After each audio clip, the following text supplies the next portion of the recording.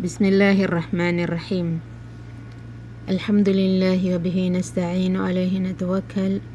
Wassalatu wassalamu ala ashrafil mursalin nabiyina wa habibina Muhammad wa ala alihi wa ashabihi ajma'in wa man tabi'ahum bi ihsanin ila yaumiddin.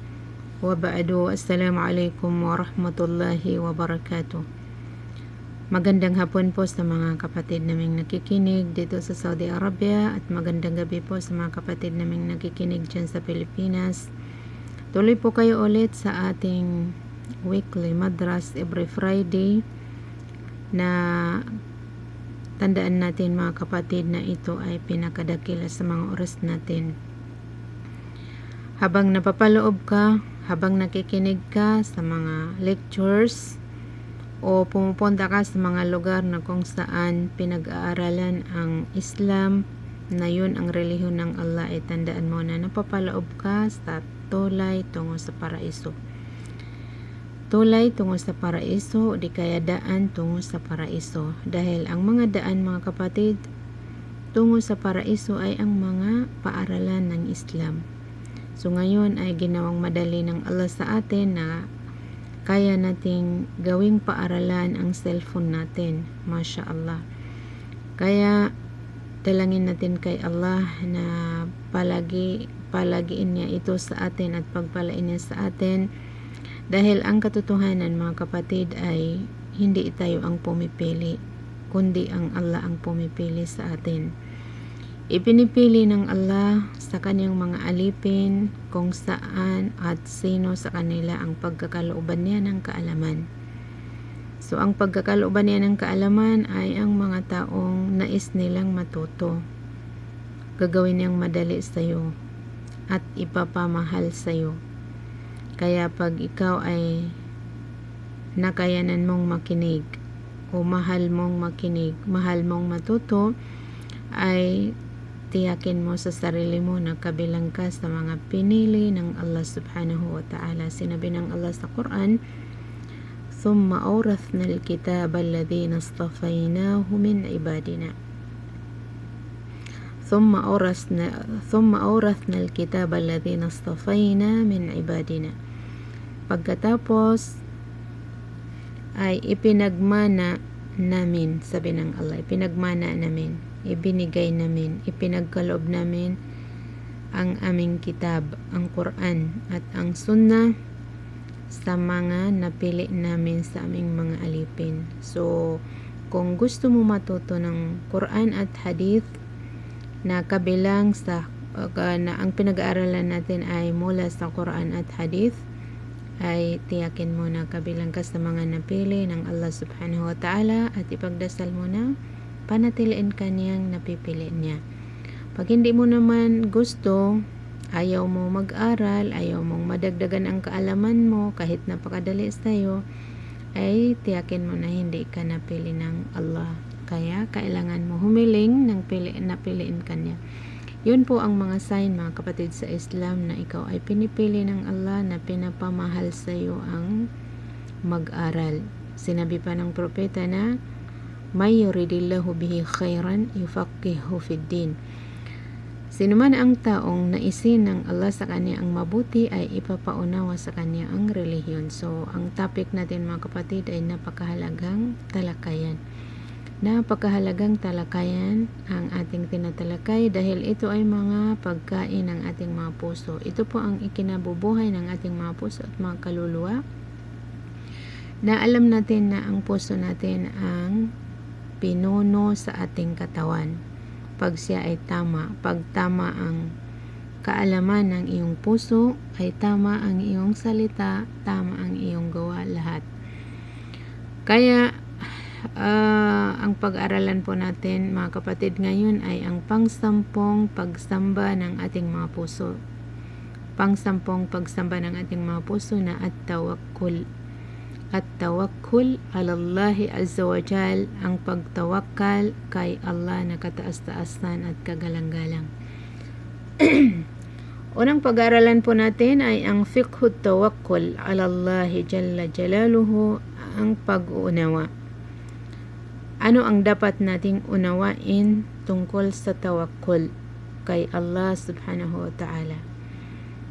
Ang tawakkul, mga kapatid, ay kabilang sa mga haligi ng paniniwala kay Allah. Kabilang sa mga haligi ng paniniwala kay Allah na mayroon siyang maraming ibig sabihin. Mayroon siyang maraming ibig sabihin.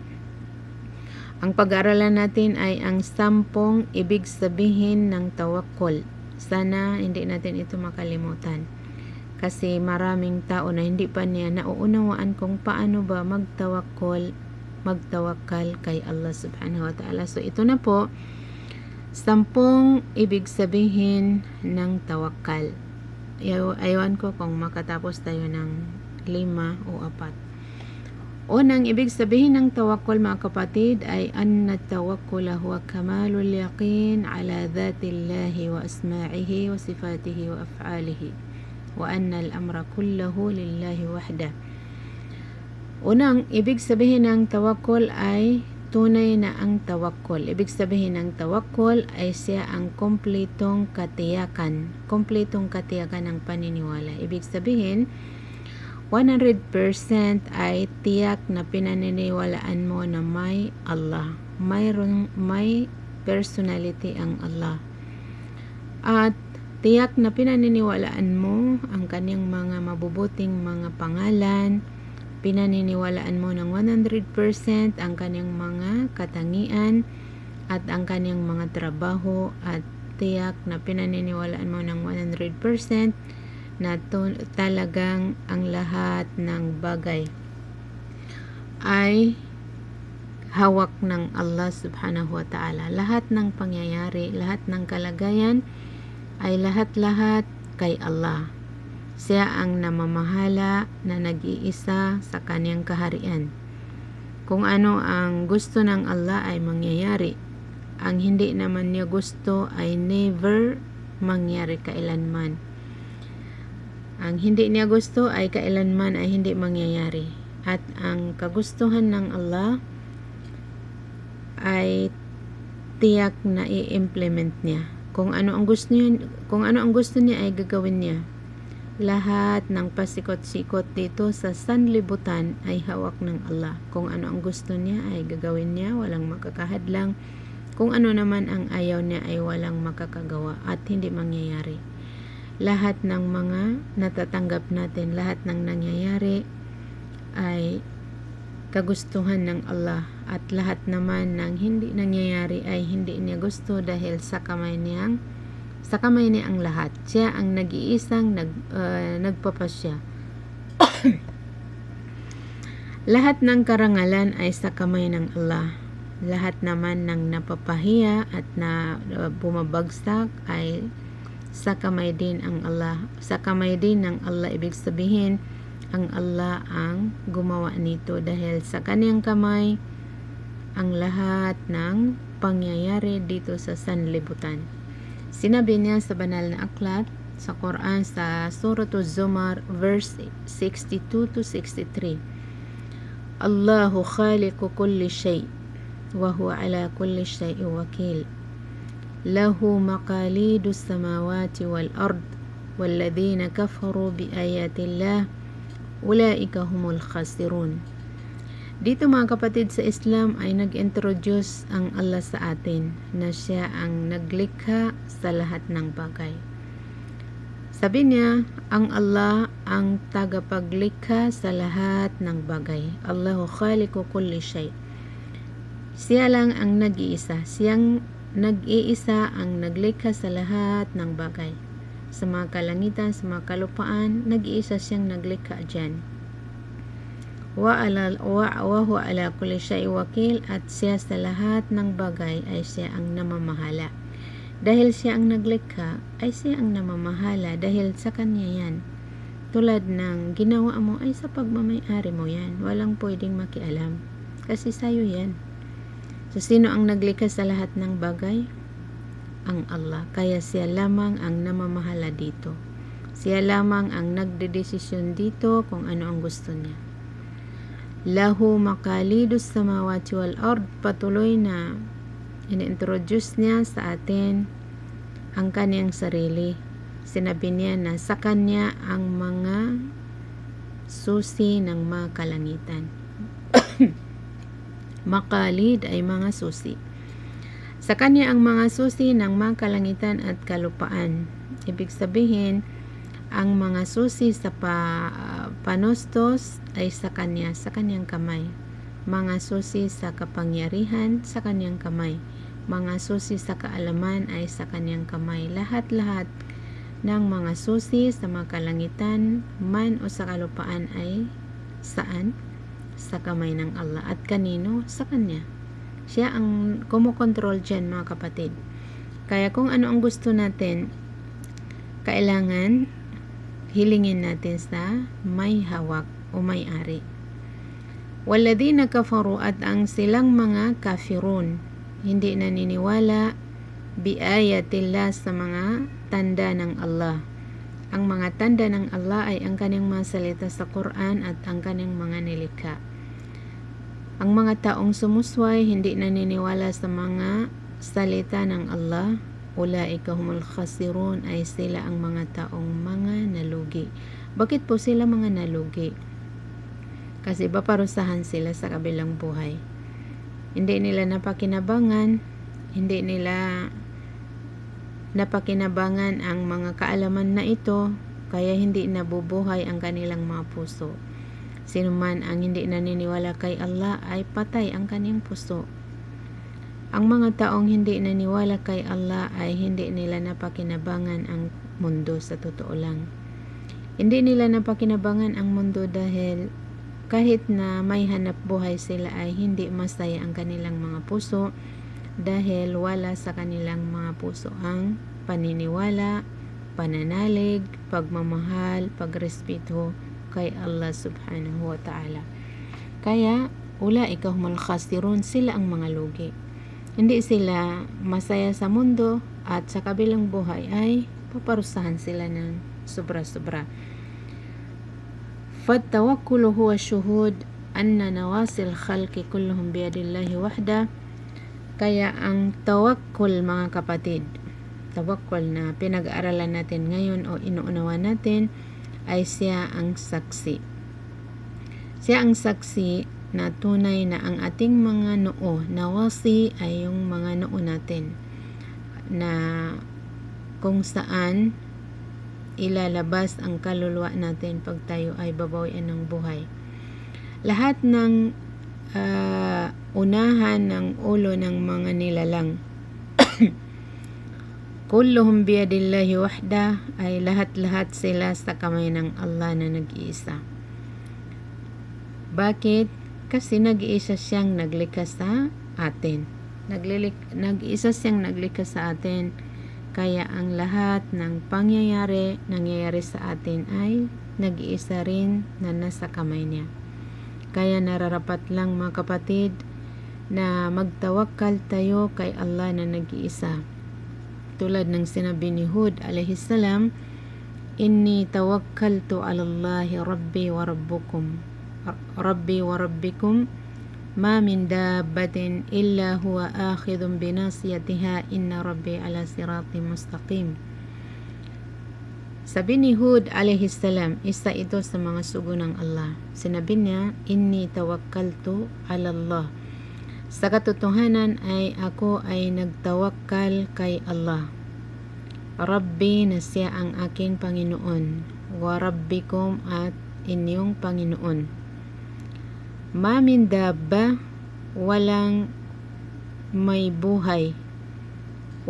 buhay dito sa sanlibutan, tao man o hayop o kahit anong may buhay, illa huwa akhidun binasiyatiha, kundi siya na Allah ang humahawak sa kanyang noo. Tulad halimbawa, mga kapatid, para maunawaan natin, ay ang akhidun binasiyatiha, tulad halimbawa pag mayroong kang hayop, ang kalabaw o di kaya kambing, ay tinatalian mo siya. So control mo ang tali, di ba? Kung saan mo siya ilalagay ay doon din mapupunta ang hayop na tinatalian mo. Tinatalian mo sa unahan ng kanyang ulo o di kaya sa liig. Hawak mo siya sa liig. Tapos yung kalabaw ay sa ilong siya linalagyan ng tali. yung kambing ay sa liig. So kahit saan mo siya dalhin ay pasunod-sunod siya sa'yo dahil kontrolado mo siya.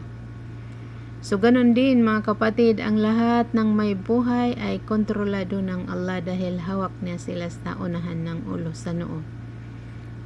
Walang mangyayari sa atin kundi kagustuhan ng Allah. Siya ang nagdidesisyon sa atin at siya ang nag-aasikaso sa atin. Wala tayong pwedeng magawa kundi kapahintulutan ng Allah subhanahu wa ta'ala. Inna Rabbi, sa katunayan ay ang aking Rabb, ang aking Panginoon. Ala siratim mustaqim ay nasa matuwid na daan, sa matuwid na daan. Ibig sabihin, ang mga utos ng Allah ay mga matutuwid. Ang mga batas ng Allah ay mga matutuwid. Lahat ng trabaho ng Allah ay matuwid na tungo sa paraiso. Pag siya ay nag-utos, ay matuwid na utos. Kung susundin mo, ayon ang daan mo sa paraiso. Pag siya ay nagbawal, ayon ay matuwid, nasa matuwid na batas na pag iniwasan mo ang bawal, ayon ang daan mo sa paraiso. So, yun po ang ibig sabihin. Lahat ng gawa ng Allah, lahat ng salita ng Allah, ay lahat matuwid. Lahat matuwid, walang pagkaligaw. Kaya sumunod ka lang para hindi ka maligaw. Once na hindi ka sumunod, ay maligaw ka talaga dahil mawawala ka sa matuwid na daan na tungo sa paraiso. So, sino man ang dadaan sa hindi daan ng Islam, na yun ang iginuhit ng Allah, na yun ang mga aral ng Islam ay tunay na doon mapupunta sa impyerno. So, ito po mga kapatid, sa Islam ang itinatanim ng Islam sa atin na maunawaan natin kung paano ba magtawakkal. Paano ba magtawakkal? Kasi ito ay pangsampung pagsamba ng ating mga puso. So, ang unang pinag-aaralan natin ay ang pag-uunawa sa tawakkul. So, ano ang unang uunawain natin sa pagtawakkal? Uunawain natin ang kumpletong paniniwala, tiyak na paniniwala na may Allah talaga, kompleto ang kanyang mga katangian, mga pangalan at trabaho. Lahat ng bagay ay nasa kanya. Lahat ng pangyayari ay sa kanyang kamay na nag-iisa, kaya nararapat na sa kanya tayo magtawakkal. Kung layusibana, sabihin mo, layusibana, walang mangyayari sa atin. Walang mangyayari sa atin. Ang lan ay never. Never mangyari sa atin. Illa ma kataballahu lana, maliban sa isinulat ng Allah para sa atin. Walang mangyayari sa atin maliban sa nilaan ng Allah na para sa atin. Kahit anong gawin natin mga kapatid. Huwa maulana, siya ang tumutulong sa atin. Siya ang namamahala sa atin. Maulana, kaya bawal po ito ipangalan sa mga tao. Kasi ang ibig sabihin ng maulana ay ang namamahala sa amin, o di kaya Diyos namin, o di kaya Panginoon namin, o di kaya tumutulong sa amin. Wa alallah, sa Allah lamang falyatawakkalul mu'minin ang dapat pagtiwalaan o panaligan, asahan ng mga mananampalataya. So yan po ang unang ibig sabihin ng tawakkal na sana naunawaan natin. Putulin natin muna ang record natin.